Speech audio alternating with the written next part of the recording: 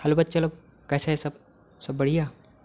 अच्छा, पुराने वाली वीडियो में अपन ने क्या किया था, एक मतलब वेक्टर को वो मैं समझाया था, ठीक है। कैसे जेड का डायरेक्शन दो हो सकता है एक्स वाई प्लेन में, उसमें से आपको कैसे लेना है, राइट हैंडेड रूल क्या होता है, इस सब के बारे में बताता है। और कैसे उनका जो रहता है मतलब सेम यूनिट वेक्टर को कैसे मल्टीप्लाई करते हैं, फिर कैसे वो जीरो होता है उसके बारे में बताया था। कैसे vector i cross vector j equal to vector के बराबर होता है। ऐसे टाइप से तमाम जितने भी थे उनको मैं एक्सप्लेन किया था, ठीक है।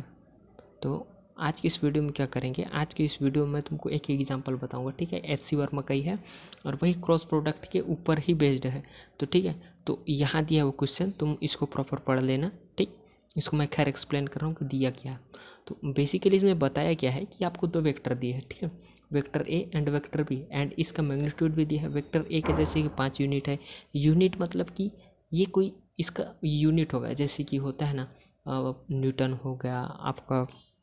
अगर ए वेक्टर कोई और अदर चीज़ हो गया, स्पीड वगैरह होगा तो उसमें होगा, डिस्टेंस वगैरह होगा तो उसका कोई अलग चीज़ होगा, है ना। इस तरह से उसका यूनिट होगा, कोई यूनिट है जिसको हम वेक्टर ए दिए हैं, ठीक है। तो वेक्टर ए है जिसका यूनिट आपको 5 दिया है। उसी तरह से वेक्टर बी है जिसका यूनिट बोला, मैग्नीट्यूड है, मैग्नीट्यूड, ठीक है। Magnitude 5 unit and vector b का मैग्नीट्यूड है वो 6 यूनिट है। अब इसमें दिया और क्या है कि आपको वेक्टर ए और वेक्टर बी आपस में क्रॉस प्रोडक्ट होते हैं, ठीक है। आपस में क्रॉस प्रोडक्ट होते हैं, उसके बाद इनके बीच मतलब इसका मैग्नीट्यूड, इनका क्रॉस प्रोडक्ट का मैग्नीट्यूड आपको 15 यूनिट मिलता है।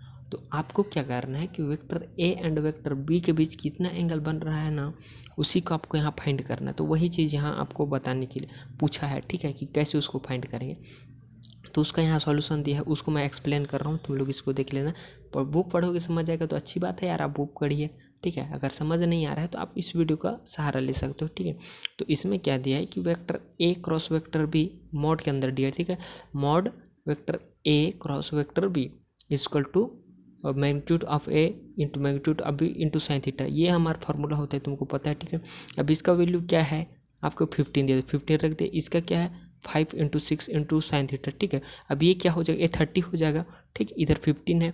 अब देखो साइन थीटा का वैल्यू चाहिए तो आपको 1 डिवाइड बाई 2 कैसे आएगा, आप 15 डिवाइड बाई जब 30 करोगे इधर 30 आएगा, उसको इधर मतलब इस साइड ले जाओगे तो क्या डिवाइड बाई में आएगा, है ना। 30 डिवाइड में आएगा तो 15 एक 15, 15 दूनी 30, तो 1/2 आ गया, ठीक। तो अब इस केस में क्या होगा, तुम्हारा थीटा 30 मिलेगा या फिर 150 मिलेगा, ठीक है। तो थीटा इस तरह से निकलेगा, आपका थीटा है इधर साइन इनवर्स जाएगा, है ना। तो उसको वैल्यू आपको पता चल जाएगा थीटा का वैल्यू क्या क्या है।